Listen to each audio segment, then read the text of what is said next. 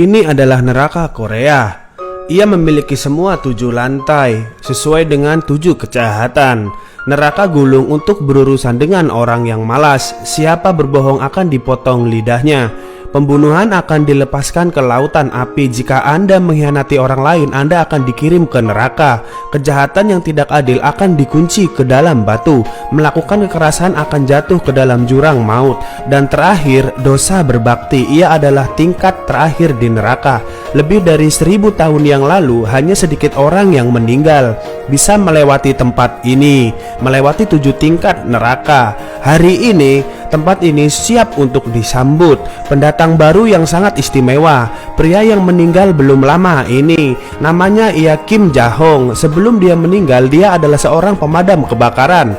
Baru 5 menit yang lalu, dia menggendong seorang gadis kecil, melompat dari lantai 30 ke tanah, jatuh keras ke lantai beton. Gadis kecil itu tidak terluka sama sekali. Lari ke pangkuan orang tua. Ja-hong tampaknya baik-baik saja juga, tapi dia tiba-tiba melihat tidak jauh ada 2 orang, seorang pria dan seorang wanita berpakaian yang aneh. Dengan diri sendiri terbaring diam di tanah. Dia baru tahu dia sudah mati. 2 orang berdiri di sampingnya adalah utusan neraka. Mereka di sini untuk membawa dia ke nerakanya. Nama gadis ini adalah Haewon, seorang pria bernama Daikchon. Haewon sangat gembira karena Ja-hong dengan menyelamatkan orang lain. Ini adalah kematian untuk kebenaran. Kartu di tangan juga menunjukkan dia adalah pelanggan VIP di nerakanya. Harus tahu bahwa tamu VIP terakhir ke nerakanya adalah 422 tahun yang lalu. Jadi mereka sangat senang. Tapi Ja-hong masih belum bisa menerimanya bahwa dia mati, karena di rumah dia masih punya seorang ibu yang sudah tua. Dia tidak bisa meninggalkan ibu. Seperti itunya, Ja-hong terus mundur. Tiba-tiba seluruh tubuhnya terbang ke udara, perlahan tersedot ke dalamnya oleh pusaran yang besar. Aku ingin melihat wajah ibuku untuk terakhir kalinya sebelum aku pergi.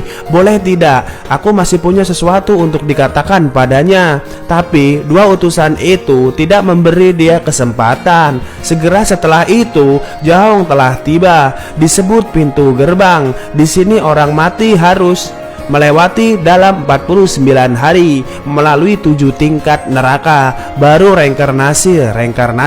Kalau tidak, mereka akan terjebak di sini selamanya, tidak boleh bereinkarnasi. Tanggung jawab para utusan adalah melakukan yang terbaik, membantu mereka bereinkarnasi. Di sini Ja-hong bertemu salah satu utusan yang lain, namanya Gang Lim. Pria ini bukan tipe yang lemah. Dia sudah berhasil membantu 47 orang bereinkarnasi, adalah utusan terbaik. Karena Ja-hong adalah tamu VIP, diprioritaskan untuk memasuki gerbang. Tapi setelah masuk ke sini, Daikchon langsung tercengang. Pintu neraka pertama yang harus dihadapi Ja-hong adalah neraka untuk pembunuhan. Menurut aturan dunia bawah, 7 tingkat neraka akan muncul secara berurutan. Kejahatan yang dilakukan oleh orang mati, dari yang ringan sampai yang berat, itu juga berarti pembunuhan. Kejahatan paling ringan punya Ja-hong sangat sulit dimengerti karena dia tidak pernah membunuh siapapun. Tapi Daikchon berkata secara tidak langsung menyebabkan kematian orang lain juga dihukum. Tepat pada saat itu, batu di kaki Ja-hong tiba-tiba retak. Di bawah kakinya ada lautan api. Pada pilar adalah jiwa orang berdosa yang tak terhitung jumlahnya. Di depan mata dia adalah seorang hakim dengan wajah yang galak. Adalah orang yang beroperasi di sini, Raja Bencong. Alasan mengapa Ja-hong harus berdiri di sini itu karena dalam kecelakaan dia udah tinggalkan rekan tim di tempat kejadian, mengakibatkan kematian orang tersebut. Ini adalah kejahatan pembunuhan tidak langsung. Tapi sebenarnya saat itu persis apa yang kita lihat. Tidak akan lama sebelum tempat ini runtuh. Pergi, cepat pergi.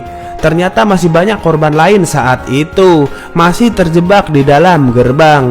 Dari etika profesi, Johong memutuskan untuk menyelamatkan korban terlebih dahulu. Dia telah menyelamatkan 8 orang secara total. Ketika dia hendak lari untuk menyelamatkan rekan-rekannya, sudah terlambat. Walaupun dia tidak bisa mengeluarkan rekan tim Anda, tetapi dia sudah selamatkan 8 orang lain. Setelah Boncung dijelasan, segera menyatakan Johong tidak bersalah. Kemudian 4 orang pergi ke pintu sebelah. Mereka pergi ke neraka menghukum kemalasan. Tempat ini akan menghukum orang yang mati waktu masih hidup tanpa usaha yang cukup. Kemalasan, tidak berusaha. Orang-orang seperti itu akan dibawa ke sini menanggung sisaan dari batu-batu yang menggelinding.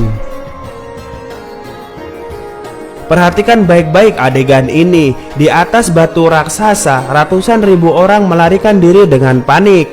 Jika malas, akan hancur karena semasa hidup mereka malas, menatap telepon sepanjang hari, tertawa dan omong kosong.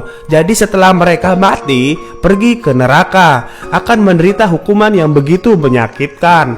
Dan Mensuk, penjaga di sini, adalah seorang wanita tua. Terlihat sangat lembut dan murah hati. Melalui prisma, dia melihat kembali kehidupan masa lalu Johong. Menemukan dia tidak malas, tapi juga gila kerja. Tidak istirahat bahkan untuk sehari. Mengambil sarang, menggembalakan, bahkan tidak keberatan dengan bahaya untuk menyelamatkan kucing liar. Dia sangat senang dengan itu. Tidak bisa menahan diri untuk tidak berdiri dan bertepuk tangan.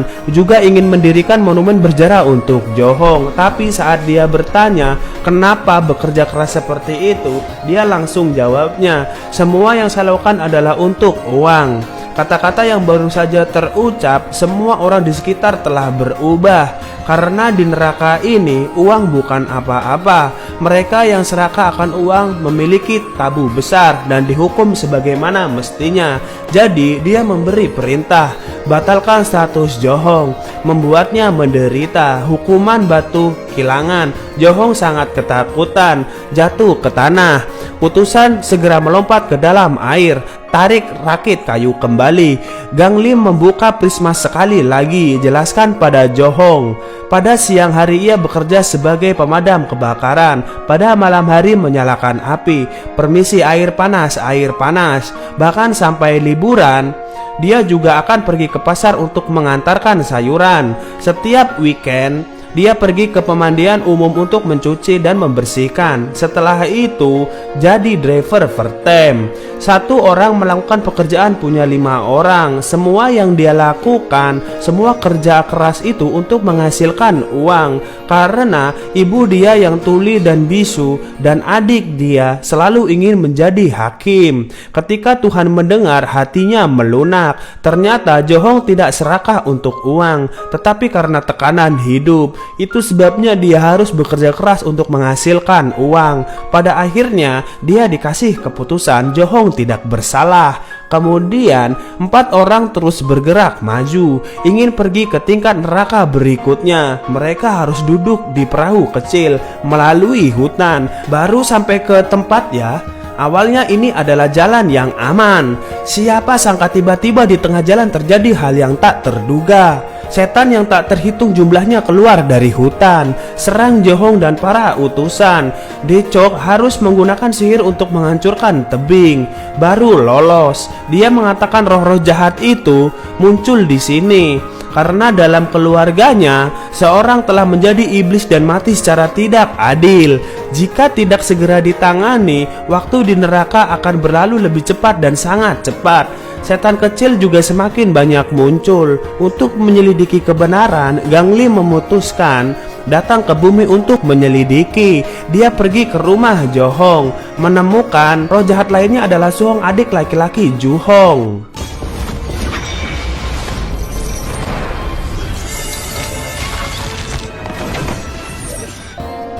Suhong telah menjadi roh liar, berkeliaran kemana-mana. Tetapi Gang Lim menyelidiki kebenaran.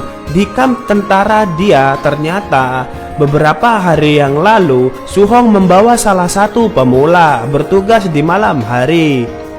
Pemula karena stres, Gemetar tak henti-hentinya menyentuh pentil pistol. Su-hong memutuskan memeluknya untuk menghiburnya, yang mengharapkan pistol itu tiba-tiba meledak, menembaknya di perut. Karena kehilangan darah yang berlebihan, segera dia berbaring di tanah. Orang itu kemudian muncul. Dia pikir Su-hong sudah mati, takut ini akan mempengaruhi promosinya, jadi tidak selamatkan dia.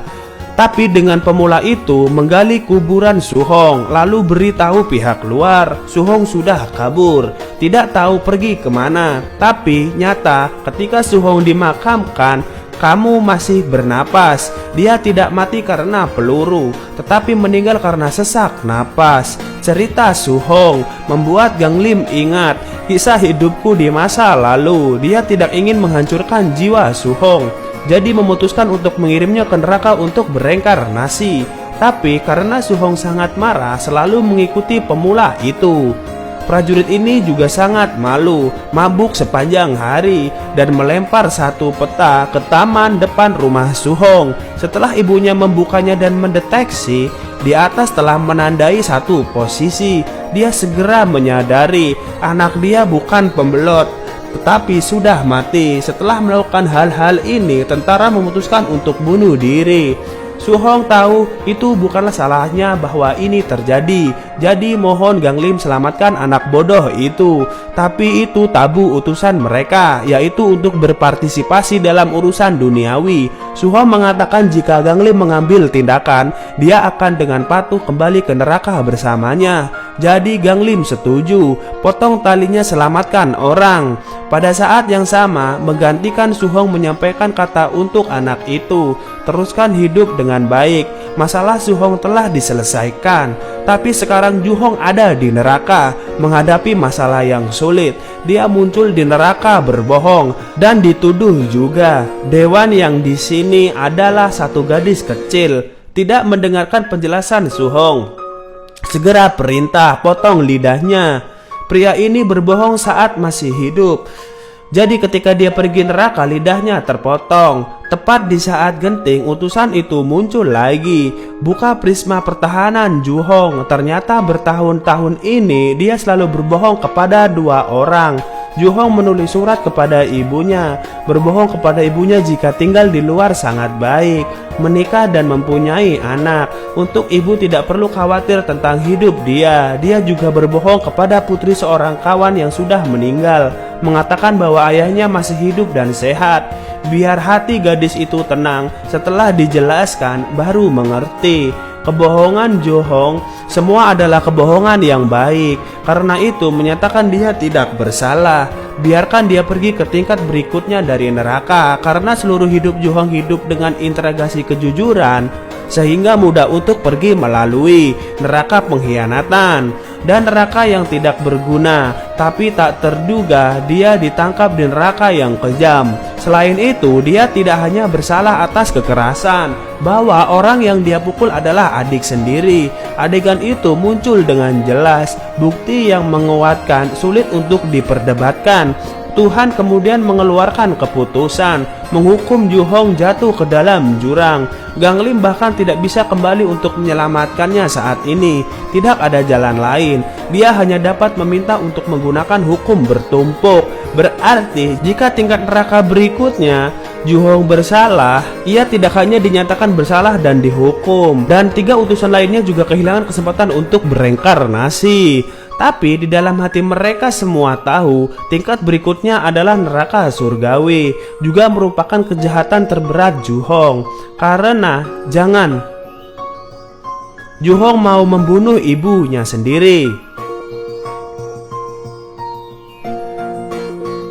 Ju-hong pukul adiknya, tapi berniat membunuh ibunya sendiri. Ini adalah kebalikan dari siapa dia. Apa yang terjadi pada akhirnya, pada saat ini ibu Ju-hong ada di bumi, mengambil selembar kertas memasuki barak.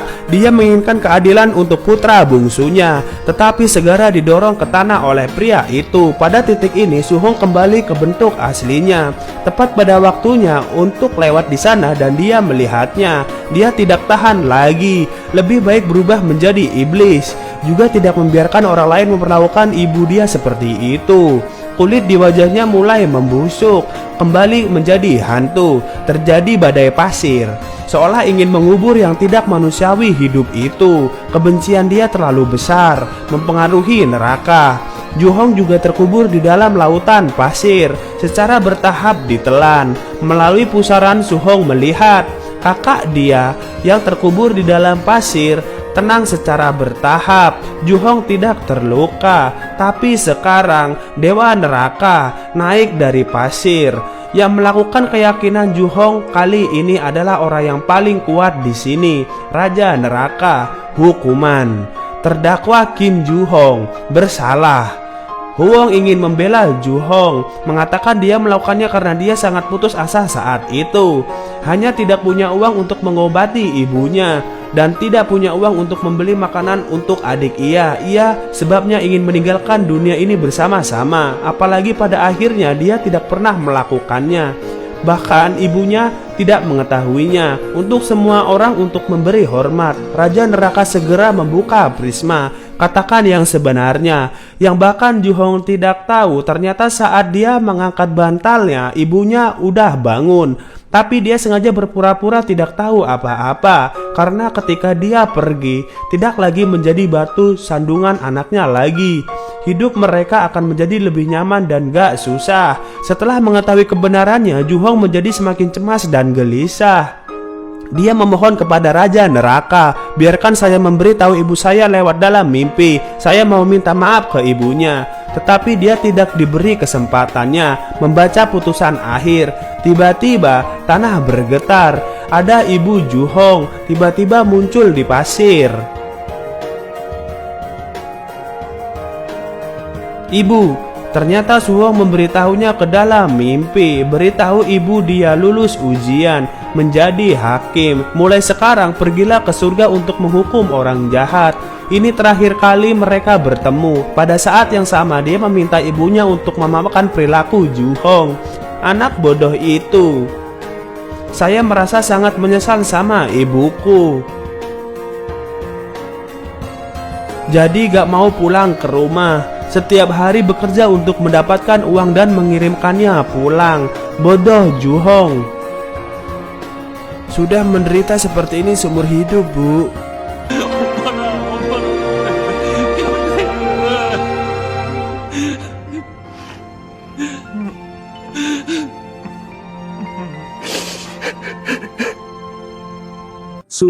Su-hong.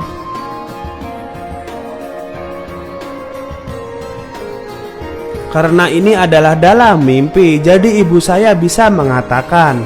Dia mengatakan bahwa dia tidak pernah menyalahkan Ju-hong sebelumnya, tapi rasakan itu karena dia. Makanya anak-anak hidup menjadi susah banget.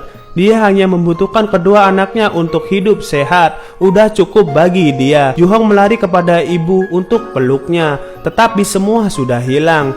Dia tidak memiliki kesempatan untuk melakukan itu lagi. Tidak ada kesempatan untuk memberitahunya sendiri. Maafkan saya. Tapi neraka, jika Anda menerima pengampunan dari orang-orang di bumi, akan dibebaskan. Terdakwa Ju-hong tidak bersalah. Segera dipindahkan ke reinkarnasi.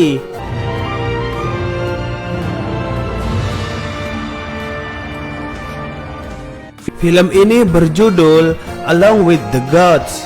Adalah sebuah film CVI yang peringkat kedua di chart box office pada saat itu. Meskipun filmnya tentang apa yang orang mati lalui ketika mereka pergi ke neraka, tetapi juga menunjukkan kepada pemirsa kekuatan keintiman dan kualitas kebaikan dan kejahatan. Kematian sangat menakutkan, tapi penyesalan jauh lebih menakutkan daripada kematian. Sudah cukup sampai di sini. Film segera berakhir di sini. Terima kasih telah menonton film dari ceritanya Paramax. Sampai berjumpa kembali. Salam.